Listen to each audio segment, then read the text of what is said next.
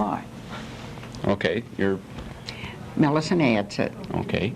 And why don't you just tell me what you My remember? experiences, we had 5, oh no, we just, at the time, we just had, by 1944, 2 children.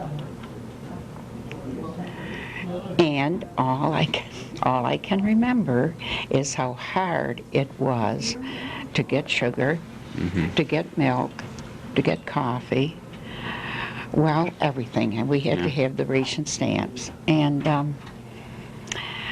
it was really something, but one thing about it, it was a sad time and a nice time. So, I don't know what else. We weren't spotters. We weren't. John worked at Engelberg Heller in Syracuse, and it was really tough to get gas. Yeah. But everybody traded ration stamps, and that's about all. I can remember just how hard it was when the 2 babies were. Children were very small at that Yeah, time. one was 2 and one was 1, and then we had 3 others after that. But life was. We had a lot to be thankful for. Now, do you remember the blackouts and Oh what it was like? yes, oh yes. What did you do when the Well, siren? the siren blew and the lights went out, or we turned all the lights off, and it was really kind of a tricky situation. But on D-Day, it was just wonderful. Everyone was so happy and so glad the fellows were home. We had 2 people lost their sons. I had 3 brothers in the service.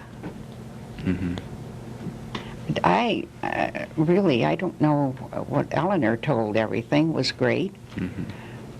What was it like with the rationing? What's an example of a typical week's worth of stuff that you had? Well, we would get a phone call from a couple of friends that they just got coffee and down at the A&P.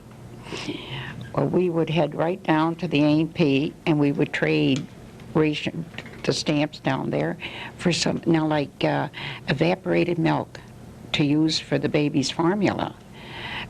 It was really, really hard, and I'd trade coffee stamps for the milk. And as for meat, we'd head right over to Bill Murray's, and we'd see people over there that would give us the ration stamps to trade. That's all we did, was trade them back and forth, you know. A lot of bartering. Oh, it was something anyway. So, now ask me another question. Okay. On what do you remember about the actual D-Day? Any memories about that specific day, June 6th? Well, I do remember that when that happened, we have a big porch, and it seemed all the neighbors were so happy to be. But what got me, there were neighbors there that their sons were in the service of they weren't home yet, you know. But we had so many things to celebrate about, with the rationing and so on. But I remember one of our very best friends was, I called him the watchtower, that these towers that they had, you know. And really, I always think he was a farmer. And boy, every single night, I don't know how he worked on the farm, and still every night at 12 o'clock, he had to be up there on 31. No, we weren't in on that one. But that's the same. Is that the same tower that that Eleanor was talking about out on?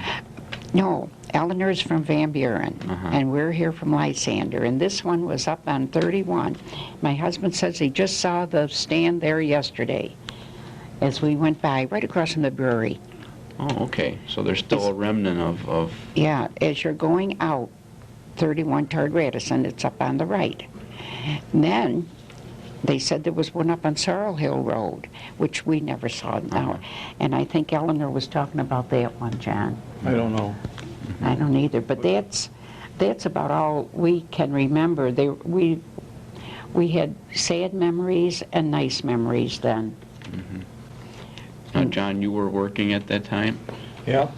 I started in at Nestle's Chocolate in 1934, and I moved to Engelberg Holler in 1944 because I wasn't working to my highest skill. Okay. And in Engelberg Holler, we made a lot of tools for the war effort. Tools and bomber hangars for the big tanks. Okay. And they refuel these tanks, and they went over, and that's when they're empty, they released them, ditched them. And I got quite a lot of experience in making tools. Now, were they really geared up for that for the war effort? Oh, as yeah. Far as, Oh, yes, yes, yeah. Yes. What kind of shifts were you working then? I worked days. I worked 7 to 3, I think, or was it 8 to 4? Yeah, 8 to 4. 8 to 4, I guess. Yeah, and some overtime. Do overtime. Now, where was that plant located? On West Fayette Street. In Syracuse. Engelberg Holler. Okay. And we made rice and coffee machinery. And I designed rice mills for all over the world. Oh, okay. And I got a rice mill in Burma. And I was responsible for every nut, bolt, screw, pulley, belt, machine, and everything else for the whole mill. Oh, okay. And we went in at 4 o'clock in the morning and loaded it on a box car, and the box car went right direct. It went on the ship and over to Burma. Now, as far as the war-related things that they were making, were they doing that at the same time as they were making their other stuff, or were they focused on the rice and coffee? I think it was mostly the war effort. Yeah, during this time. Not much production on the. 50 years ago. And that's all closed down now, closed up and gone. But, do you remember anything specifically about the actual D-Day, where you were then, or? Not particularly.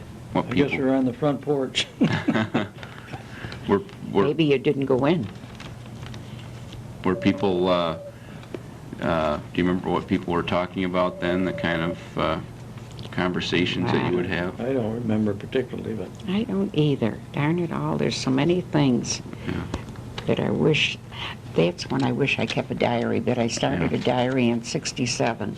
And now, did it seem to you that people were anxious about the invasion and what might happen? I wish I could remember more, but I can't.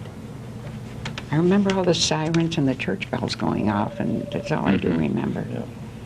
Wish I could remember more. The kids will ask me those things too. Well, I think that's all I know. Yeah. We know.